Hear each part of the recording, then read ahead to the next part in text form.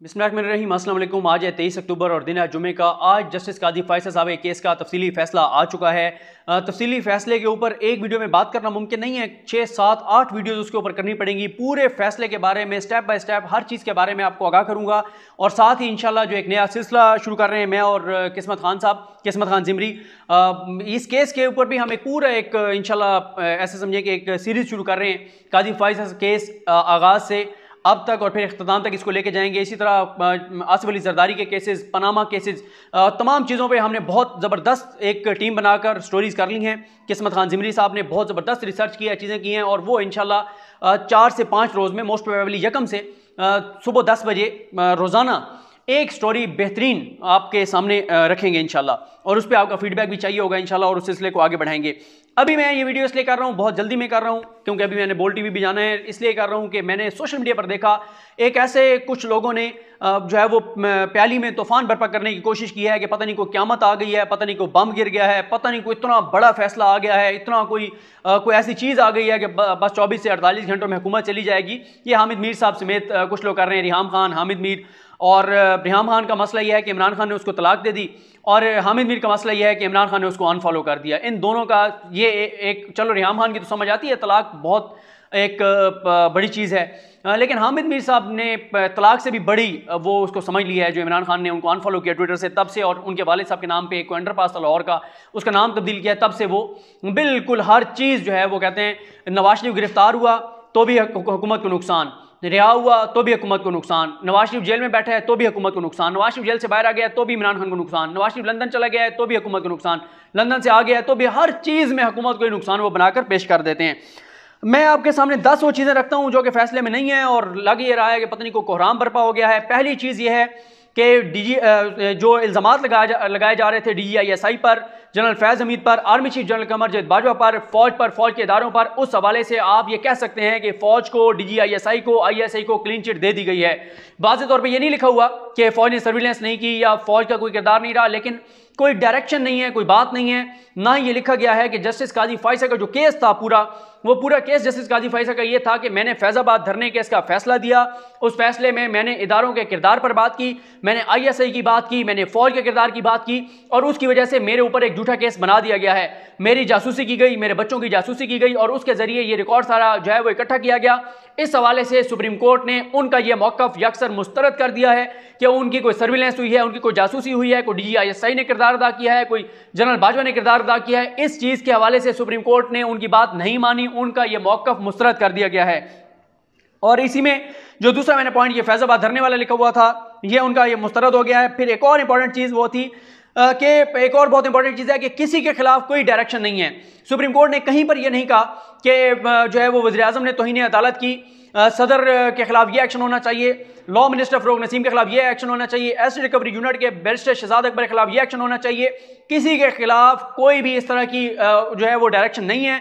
और मैं आपको एक और इंटरेस्टिंग बात बताऊं कि आज हसनात मलिक साहब, जिनको मैं अक्सर अपनी वीडियोस में कहता हूं कि सुप्रीम कोर्ट के बेस्ट रिपोर्टर हैं, मैं उनसे सीखता हूं, हसनात मलिक साहब जो है वो आज मुझसे उन्होंने मिलने आना था। जैसे ही वो मुझे मिलने के लिए पहुंचे तो साथ ही ये तफसीली फैसला आ गया। वो बैठकर अभी भी खबर बना रहे हैं, इस वक्त भी वो चीज़ें देख रहे हैं और इस दौरान उनको कॉल्स भी बहुत सारे लोगों की आ रही हैं कि जी हसनात मलिक साहब बताएं, बड़े बड़े लोगों की कॉल्स आ रही हैं उनको कि जी हसनात मलिक साहब बताएं क्या आप देखते हैं इस फैसले के बाद, उनको ओपिनियन ले रहे थे। तो ये चीज़ें मैंने उनसे भी डिस्कस की, उनसे भी पूछी और वो अभी खैर बना रहे थे खबर तफसीली अपनी एक्सप्रेस ट्रिब्यून के लिए, तो उनके भी मैंने इस पर बहुत सारी चीज़ों पर उनकी राय ली और उनसे पूछा, उनसे डिस्कस भी किया। बाकी तो मैंने आपको कहा कि एक एक चीज़ के ऊपर उस पर वीडियोज़ करेंगे और आपको तफसील के साथ बताएंगे। ARU पे बहुत ज़्यादा इल्ज़ाम थे कि एसिड रिकवरी यूनिट का क़याम गलत है, वज़ीर आज़म इसका क़याम नहीं कर सकते थे, हुकूमत ये एसिड रिकवरी यूनिट नहीं बना सकती थी, एसिड रिकवरी यूनिट को ख़त्म कर दिया जाए, शहजाद अकबर को हटा दिया जाए, या अगर एसिड रिकवरी यूनिट को आप नहीं भी हटाते तो उसके दायरा इख्तियार के बारे में बता दिया जाए। वो भी आपने नहीं बताना तो कम अज़ कम आप बैरिस्टर शहजाद अकबर को घर भेज दें, उनको फारिग कर दें और आप बताएं कि अगर आपने एसिड रिकवरी यूनिट का कोई सरबराह लगाना है तो उसका तरीकाकार क्या होगा। एसिड रिकवरी यूनिट के खिलाफ, बैरिस्टर शहजाद अकबर के खिलाफ कोई डायरेक्शन नहीं है, कोई फैसला नहीं है, एसिड रिकवरी यूनिट के क़याम को कानूनी करार दे दिया गया है। ये बड़ा बुरी खबर है बहुत से उन लोगों के लिए जिनके असासे और जदादों का पता लगवाया है एसिड रिकवरी यूनिट ने, जिनके अभी भी करप्शन केसेस और उनकी लूट मार के बारे में एसिड रिकवरी यूनिट और बैरिस्टर शहजाद इकबाल साहब तो जियो वाले हैं, शहजाद अकबर के खिलाफ जो हैं कि उनके जो टीटीज पकड़ी जा रही हैं, उनके जो डॉक्यूमेंट सामने आ रहे हैं, जो बैरून मुल्क से चीज़ें उनके बाहर से आ रही हैं चीज़ें, उनके लिए बुरी खबर यह है कि एसिड रिकवरी यूनिट मौजूद रहेगा। बैरिस्टर शहजाद अकबर के खिलाफ कोई डायरेक्शन नहीं है। उसके बाद ये मैं आपको बता चुका हूं कि सदर और वज़ीर आज़म के खिलाफ कोई डायरेक्शन नहीं है। ये कहीं नहीं कहा गया कि सदर के खिलाफ ये कार्रवाई की जाए, वज़ीर आज़म के खिलाफ ये कार्रवाई की जाए, क्योंकि एक पूरी हाइप क्रिएट की गई है, पहले भी की गई थी कि ये फैसला आएगा तो एक क़यामत बर्पा हो जाएगी, ये हो जाएगा वो हो जाएगा। कोई आसमान नहीं गिरा, कोई क़यामत बर्पा नहीं हुई, कोई उस तरह की चीज़ नहीं है जिसको लेकर और कोई जो है वो कोहराम मचाया जा सके। लेकिन ज़ाहिर है मैंने आपको बताया है कि रेहाम खान का तो जेन्युइन मसला है, वो तो करती हैं बेचारी, उनका कोई मसला नहीं है।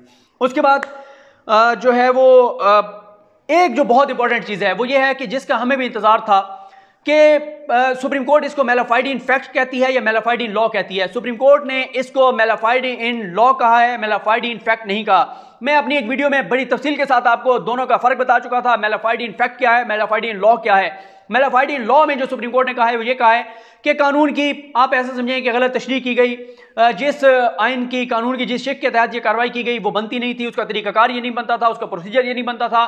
तो सुप्रीम कोर्ट ने ये कहा है कि मेलाफाइड इन लॉ है, कानून में मेलाफाइडी है। यानी आपने इसको मैं आपको मिसाल दे रहा हूँ, बाकी तो फैसले से पढ़ के आपको चीज़ें बताऊंगा कि ये डायरेक्ट सदर के पास शिकायत जानी थी, एसिड रिकवरी यूनिट के पास नहीं जानी थी, या लॉ मिनिस्टर ने ओपिनियन गलत दी, ये FBR के पास मामला पहले जाना चाहिए था, रेफरेंस नहीं जाना चाहिए था, जो भी आप कहें, लेकिन ये लॉ की इसमें वायलेशन है। इसमें लॉ जिन लॉज को के तहत ये किया गया उसमें कोई मसला था, लेकिन ये कहीं नहीं कहा गया कि ये मेलाफाइड इन फैक्ट है। मेलाफाइड इन फैक्ट अगर कहा जाता तो वो यही होता कि जो काजी फैसल कह रहे हैं वो दुरुस्त कह रहे हैं कि फौज ने उनकी सर्विलेंस की, उनकी जासूसी की, गलत तरीके से उनका रिकॉर्ड हासिल किया गया। लेकिन सुप्रीम कोर्ट ने कहा है कि ऐसी कोई चीज़ नहीं है। सुप्रीम कोर्ट ने उनके इस मौक़िफ़ को यकसर मुस्तरद कर दिया है, उनके इस बयानिया को, और काजी फैसल का वो बयानिया जिस पर तमाम जमातें, पीपल्स पार्टी हो, नून लीग हो, वो तमाम जमातें उनके साथ खड़ी थी। तो इस चीज़ को भी, सर्विलेंस वाले मामले को सुप्रीम कोर्ट ने यकसर मुस्तरद कर दिया है। फिर उसके बाद ये फौज के खिलाफ कोई इसमें नहीं है। और अच्छा, एक और बहुत इंटरेस्टिंग बात इसमें मैं आपको एक और चीज़ इंटरेस्टिंग ये बता दूं कि ये कहा जा रहा है कि सुप्रीम कोर्ट ने रेफरेंस को गैर कानूनी करार दे दिया, गैर आईनी करार दे दिया, ये वो। और भाई सुप्रीम कोर्ट ने इसको गैर कानूनी, जब ये सुप्रीम कोर्ट के सामने साबित हुआ था या सुप्रीम कोर्ट की नज़र में ये गैर कानूनी था, यानी कानून को फॉलो नहीं किया गया था, तभी सुप्रीम कोर्ट ने इस रेफरेंस को अपने, मेरा ख्याल 19 जुलाई को ये फैसला आया था, 19 जुलाई के रेफरेंस फैसले में ही, जो मुख्तसर फैसला था उसमें ही रेफरेंस को क्वैश कर दिया था। अभी आप जाके खबरें निकालें, उसी दिन ही सुप्रीम कोर्ट ने उसको क्वैश कर दिया था। और ये मामला, उसको क्वैश करते हुए सुप्रीम कोर्ट ने मामला भेज दिया था FBR को, और FBR को भेजने के बाद सुप्रीम कोर्ट ने क्या कहा था कि फिर सुप्रीम जुडिशल काउंसिल में आएगा, और अब वो सुप्रीम कोर्ट के पास आ चुका है, सुप्रीम जुडिशल काउंसिल के पास मामला आ चुका है। तो ये कोई आज नहीं है कि गैर आईनी करार दे दिया, गैर कानूनी करार दे दिया, ये तो उसी दिन ये फैसला हो गया था। आज सुप्रीम कोर्ट ने अपने उस मुख्तसर फैसले की रीजनिंग दी है, वजूहात बताई हैं कि सुप्रीम कोर्ट ने वो जो मुख्तसर फैसला जारी किया था, उस मुख्तसर फैसले की वजूहात क्या थी। ये रूटीन की बात होती है कि सुप्रीम कोर्ट मुख्तसर फैसला सुना देती है, रीजंस बाद में दी जाती हैं। आज उसकी रीजंस दी गई हैं। बहुत से लोग रसगुल्ले खा रहे हैं, खुशियां मना रहे हैं, बहुत खुश हो रहे हैं, खुशियां मनाने दें, रसगुल्ले खाने दें। और जब इस फैसले का जो है वो उर्दू में तर्जमा आएगा, तो मेरी तरह के जिन लोगों का मसला है कि उनकी अंग्रेजी अच्छी नहीं है, तो उनको जैसे समझ आएगी इस चीज़ की, जब वो पढ़ लेंगे इस सारे मामले को, तो फिर उनको समझ आ जाएगी कि वो गलत रसगुल्ले खा रहे थे। कोई इसमें कोई डायरेक्शन नहीं है, कोई ऐसा नहीं है कि कोई हुकूमत, क्योंकि बहुत सारे लोगों ने तो ये कहना शुरू कर दिया, तो राय बना दी थी कि तहरीरी फैसला आएगा तो हुकूमत को घर भेज दिया जाएगा, वज़ीर आज़म पे तौहीन अदालत लग जाएगी, वज़ीर आज़म फारिग हो जाएंगे, ये हो जाएगा, वो हो जाएगा। और ज़्यादा से ज़्यादा अगर किसी पे कोई बात आ सकती है, वो आ सकती है जो लॉ मिनिस्टर हैं कि उन्होंने जो है वो गलत ओपिनियन दी थी। गलत ओपिनियन देना भी कोई, इसमें भी आपको मेलाफाइडी शामिल करनी पड़ेगी कि उन्होंने जानबूझकर गलत ओपिनियन दी तो उनके खिलाफ कार्रवाई होगी, वरना ये आप प्राइम मिनिस्टर का स्वाबदीद है। लेकिन इसमें भी ये नहीं है कि आप कहें कि जी उन्होंने जानबूझकर गलत वो दी। सुप्रीम कोर्ट ने ऐसा कोई उनके खिलाफ कोई डायरेक्शन नहीं दी, और अगर उनके खिलाफ भी आपने बदनीयती साबित करनी है तो उसके लिए भी आपको सबूत देने होंगे उनको हटाने के लिए। लेकिन इसमें कहीं पे ये नहीं लिखा हुआ कि उन्होंने जो है वो ये रीज़न थी तो इस वजह से बदनीयती की, और अगर वो चीज़ होती तो फिर इनके खिलाफ डायरेक्शन भी आ जाती, लेकिन कोई डायरेक्शन नहीं है।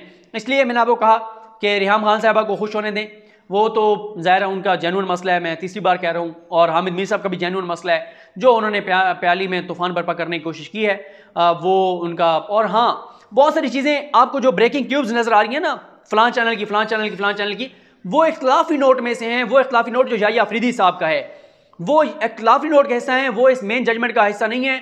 मेन जजमेंट जो बाइंडिंग है इदारों पर, जिस पर अमल दरामद होना है, वो है 7 जजेस का फैसला जिन्होंने कोई डायरेक्शन नहीं दी। ये उसी तरह से है जैसे नवाज शरीफ का जब 20 अप्रैल का फैसला आया था, 3 जजेस ने जेआईटी बनाई थी, 2 ने उस वक्त नवाज शरीफ को झूठा और बदयानत करार देते हुए तायत नायल कर दिया था, लेकिन फैसला 3 जजेस का था। 2 का जो है वो इख्तिलाफी नोट था, माइनॉरिटी जजमेंट थी, मेजॉरिटी जजमेंट ही सुप्रीम कोर्ट का असल फैसला होती है। उसके मुताबिक सुप्रीम कोर्ट के फैसले के मुताबिक कोई डायरेक्शन किसी के खिलाफ नहीं है। बाकी इंशाल्लाह तमाम चीज़ों पे तफसील से आपको आगाह करूंगा। मुझे अपनी दुआ में याद रखें। अल्लाह करीम हम सब का हामी नासरो। अल्लाह हाफिज़।